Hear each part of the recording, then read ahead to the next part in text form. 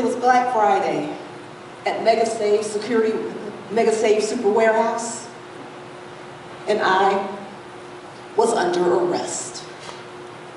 The store security handed me over to the state police after me and a wench I call Miss SUV for her road-hogging monster had an altercation in the parking lot.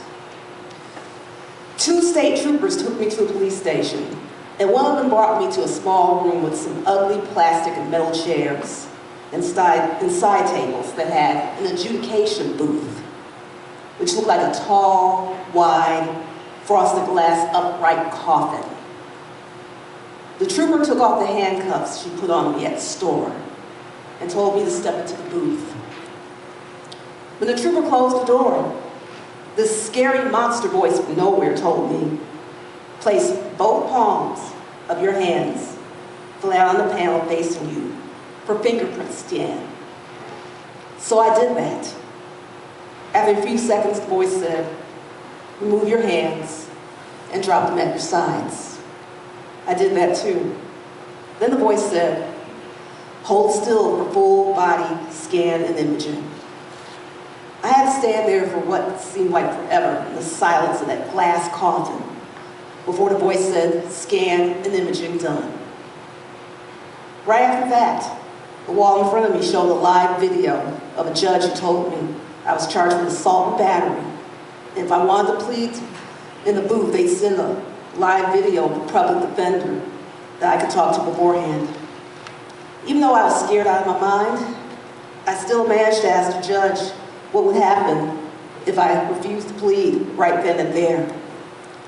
She said because I had a violent felony charge, I'd be put on law watch and a disabler, no matter what I pled or whether I pled that day or asked for another arraignment hearing. I told the judge, I want to plead not guilty. I don't need a lawyer first for that, do I?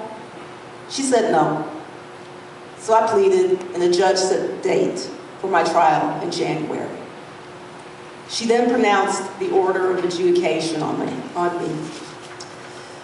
putting me on law watch and a restraining order with a disabler to protect the victim, Miss SUV. After the hearing was done, the trooper let me out of the booth and ordered me to sit on one of the chairs next to one of the side tables in the room. She told me another trooper was coming to give me the law watch and disabler nanobots. When the trooper came, he brought a metal tray that he put on the table next to me. The injectors on the tray were looking like a pair of glass tubes about the length of drinking straws, but they're thinner. One end of each tube was covered with an inch-square thin wrapper, a neon green wrapper on one tube and a hot pink one on the other. Lying next to the tubes was a pair of thin black gloves, which the male trooper picked up and put on his hands.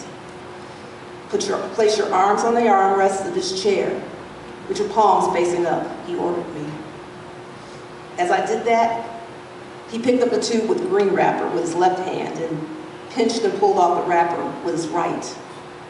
He then dropped the wrapper on the tray, pulled down my right sleeve, placed the end of the tube against my arm below my wrist, and held it there really quick. I didn't feel a thing, except for the dull pressure of a blunt glass stick against my skin. When the trooper removed the tube and placed it on a tray, he said, judicial tracking administered. Then he picked up the other tube, took off its wrapper, and did everything he had done to my right arm to my left one. Disabler administered, he said when he was done.